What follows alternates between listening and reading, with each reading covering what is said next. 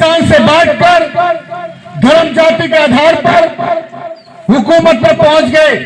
डरा के खाया, धमका के खाया, बहका के खाया, पत्थर में भगवान बताया, इंसान में ऊंच नीच बताया। जानवरों में भगवान देखने वाले लोग यदि इंसान में फर्क पैदा करते हैं तो इस षड्यंत्र है हुकूमत में बने रहने के लिए। इस षड्यंत्र को हमें समझना होगा। हमें अपने महापुरुषों की विचारधारा को इस देश में फैलाना होगा। हमारे महापुरुष मानवतावादी थे, मानव जीवन को आसान बनाया। हम संसार की सबसे ऊंची कौम के लोग हैं। हम कमा के खाने वाले लोग हैं, हम मैत्री वाले लोग हैं, हम करुणा वाले लोग हैं। हम किसी भी तरह इंसान को इंसान से नहीं बांटते। हमको पेड़ अगर कुछ देता है हम उसकी भी इज्जत करते हैं। हमें नदियों से पानी मिलता है, हम उसका भी सम्मान करते हैं। हम अतिथि को, मेहमान को भगवान का दर्जा देते हैं। हम उस संस्कृति के लोग हैं। ये निकम्मे लोग इंसान को नीच बताते हैं। नीच लोगों के हाथ में भारत का संविधान है और वो संविधान में खोट बताते, अपनी नीयत का खोट नहीं बताते। वो स्कूल बंद करते हैं और ठेके पे ठेके खुलवाते हैं। वो लोग इंसान के अधिकार छीनते हैं, मानवीय अधिकार। ऐसे लोगों को सत्ता से बेदखल करने के लिए हमें खुद ही खड़ा होना होगा। ये देश हमारा है, हम दुनिया की सबसे ऊंची कौम के लोग हैं। हम मानव सभ्यता के लोग हैं, हम हड़प्पा सभ्यता के लोग हैं, जहां बिना पैसे के जिंदगी चलाते थे, अने बिने आदान प्रदान करके। जहां कोई जाति में बटा हुआ समाज नहीं था, कोई ऊंचा कोई नीचा नहीं था, कोई अपना कोई पराया नहीं था, कोई लैंडलॉर्ड नहीं था, कोई लैंडलेस नहीं था, कोई खा खा के नहीं मरता था, कोई भूखे पेट नहीं मरता था। अगर निकम्मे लोगों की बदौलत इस देश में 80 लाख लोग आज भी राशन की लाइन में खड़े हैं, तो ये वही गुनहगार हैं जिनके हाथों में भारत का संविधान है। चंद लोगों के हाथ में देश का जो धन है 99% चंद लोगों के हाथ में है। बाकी 140 करोड़ लोग इस देश में भूखमरी के शिकार हो रहे हैं। मेरे देश के लोगों, मैं आपसे निवेदन करने के लिए आया हूं, इन जुल्मी लोगों के खिलाफ, पाखंड और अंधविश्वास के खिलाफ अगर कोई बुलंद आवाज है तो भाई चंद्रशेखर आजाद है, बाकी कोई नहीं है। भाई चंद्रशेखर आजाद, भीम आर्मी और आजाद समाज पार्टी के लोग इस देश में भारत के संविधान की रक्षा के लिए जगह जगह काम कर रहे हैं।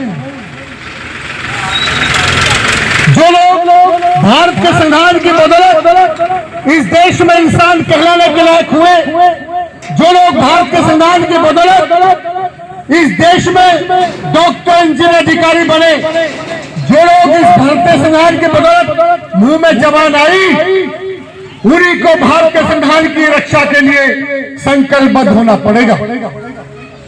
भाई चंद्रशेखर आजाद मौत को हथेली पे रख के हर जुल्म के खिलाफ आवाज उठा रहे हैं, सड़क से लेकर संसद तक। बाकी लोग तो बहकाने में लगे हैं। कोई धर्म की बात करता है, कोई मस्जिद की बात करता है। निकम्मे लोगों ने वंदे मातरम पे राजनीति कर रहे हैं, संसद में 10 घंटे बहस कराई। क्या वंदे मातरम में बहस कराने से हमारे देश की हवा ठीक हो गई? क्या हमारे देश में बेरोजगारी खत्म हो गई? क्या हमारे देश में बहन बेटियों का सम्मान बढ़ गया? क्या बेरोजगारी खत्म हो गई? क्या शिक्षा अच्छी हो गई? नहीं, ये टाइम वेस्ट कर रहे हैं ताकि ये देश के लोग, इनका टाइम वेस्ट होता है, ये अपना टाइम पूरा कर रहे हैं और हिंदू मुसलमान के आधार पे इस देश में राजनीति करके ये निकम्मे लोग सत्ता में बने रहना चाहते हैं। किसी को ख्याल नहीं आया बहन बेटियों का। भाई चंद्रशेखर आजाद ने जो आवाज आजादी के, आजाद भारत में आज तक नहीं उठाई गई, हमारी बहन बेटियां, हमारी देश की महिलाएं मासिक धर्म आता है, वो मासिक धर्म में हमारी बहन बेटियां का स्वभाव चिड़चिड़ा रहता है, दर्द से गुजरती है। उनका दर्द सिर्फ भाई चंद्रशेखर आजाद को समझ में आया और भाई ने मासिक धर्म में अवकाश के लिए मुद्दा उठाया। भाई चंद्रशेखर आजाद ने बेरोजगारी के लिए मुद्दा उठाया।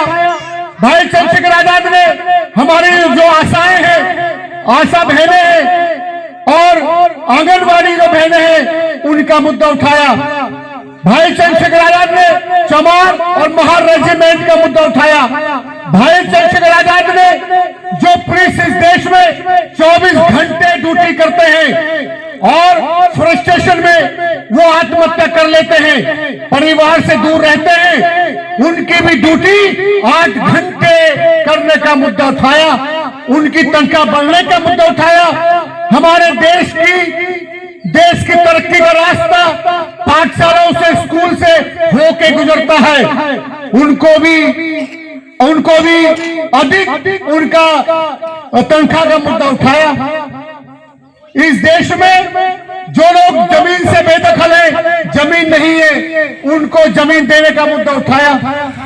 और इस देश में जो शोषित पुलिस समाज है, जिनके अधिकारों को गवर्नमेंट छीन रही है, निजीकरण करके इन निकम्मे लोगों ने कोई काम नहीं किया। इन्होंने बेचा है, इन्होंने रेलवे बेचा, इन्होंने बिजली बेची।